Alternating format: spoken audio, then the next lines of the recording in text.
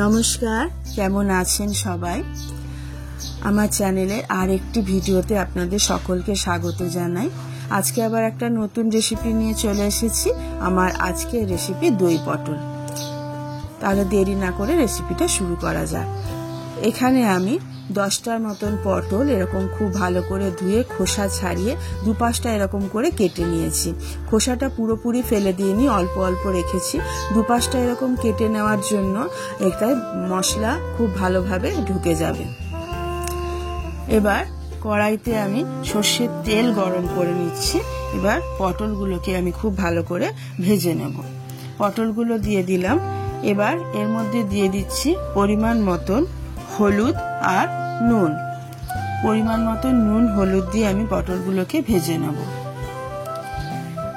প্রথমে আমি ভেবেছিলাম সব পটল একসাথে ভাজা যাবে না, আলাদা আলাদা করে ভাজবো, কিন্তু তারপরে আমি পটল সব একসাথে এর মধ্যে দিয়ে ভেজে নিচ্ছি।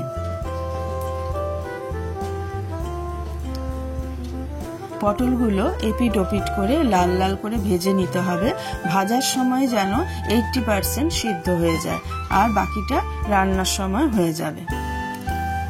রান্নাটা ভীষণ সহজ, একদম নিরামিষ রান্না। এবার এটা ভাত বা রুটির সাথে খেতে অপূর্ব লাগে। আপনারা না খেয়ে থাকলে একবার আমার রেসিপিটা দেখে রান্নাটা করে দেখবেন। আশা করি আপনাদের ভালো লাগবে। পটলগুলো লাল লাল করে ভাজা হয়ে গেছে। এবার এগুলোকে তুলে একটা প্লেটে আমি রেখে দিচ্ছি। এবার কড়াইতে আরো কিছুটা আমি সর্ষের তেল দিয়ে দিলাম। এবার এর মধ্যে ফোড়ন দিচ্ছি আমি তেজপাতা, শুকনো লঙ্কা আর সাদা জিরে। ফোড়নটা 15-20 সেকেন্ড এভাবে একটু ভেজে নিচ্ছি। খুব সুন্দর গন্ধ বেরিয়েছে। এবার এর মধ্যে দিয়ে দিলাম আমি হিং। হিংটা দেওয়ার চেষ্টা করবেন, তাতে রান্নার স্বাদ গন্ধ খুব ভালো হয়। এবার একটা মশলা বাটা দিলাম। এর মধ্যে রয়েছে আদা, কাঁচা লঙ্কা আর টমেটো। এই বাটা মশলাটা তেলের সাথে খুব সুন্দর করে কষিয়ে নিতে হবে।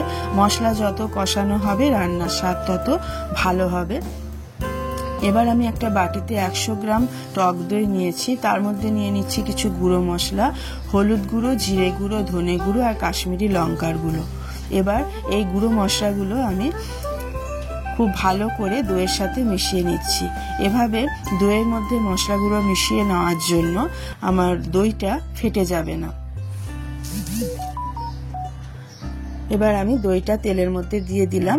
এই সময় অবশ্যই গ্যাসের ফ্লেমটা একদম লো করে রাখবেন, নইলে দইটা ফেটে যাওয়ার সম্ভাবনা থাকে। এবার ঢাকা দিয়ে আমি 2-3 মিনিট এটাকে রান্না করে নেব। দেখুন মশলাটা সুন্দর করে কষা হয়ে গেছে, ওপরে তেল ভাসতে শুরু করেছে আর কালারটাও খুব সুন্দর এসেছে। এবার আমি ভাজা পটলগুলো এর মধ্যে দিয়ে দিচ্ছি। খুব কম সময়ে এই রান্নাটা হয়ে যায়। এবার এর মধ্যে দিয়ে দিলাম পরিমাণ মতন জল।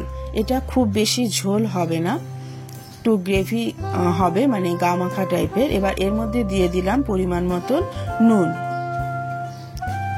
এবার খুব নাড়াচাড়া করে নিয়ে আমি এটাকে ঢাকা দিয়ে দেব। ঢাকা দিয়ে আমি 7-8 মিনিট রান্না করে নেব, যতক্ষণ না পটলটা সুসিদ্ধ হয়ে যায়। 8 মিনিট হয়ে গেছে। এবার ঢাকাটা খুলে নিলাম। দেখুন কি সুন্দর কালার হয়েছে। আমার পটল একদম সিদ্ধ হয়ে গেছে। রান্নাটা আমার একদম কমপ্লিট হয়ে গেছে। আচ্ছা, এইখানে একটু আপনারা 1 চামচ চিনি দিয়ে দেবেন। আমি চিনিটা দেওয়ার সময় আমি শুট করতে ভুলে গিয়েছিলাম। আপনারা অবশ্যই চিনি দেবেন, এতে স্বাদটা ব্যালেন্স হয়ে যাবে। আর দিয়ে দিলাম 1 চামচ গরম মশলা। খুব ভালো করে নাড়াচাড়া করে নিচ্ছি। খুব সুন্দর হয়েছে দেখুন টেক্সচারটা, আর কালারটাও ভীষণ সুন্দর হয়েছে। এবার ঢাকা দিয়ে আমি 1 মিনিট মতন রান্না করে নেব, তাহলেই আমার রান্না কমপ্লিট। ভিডিওটা ভালো লাগলে আমার ভিডিওটাতে একটা লাইক করে দেবেন, আর এরকম রান্নার রেসিপি পাওয়ার জন্য আমার চ্যানেলটাকে অবশ্যই সাবস্ক্রাইব করে নেবেন।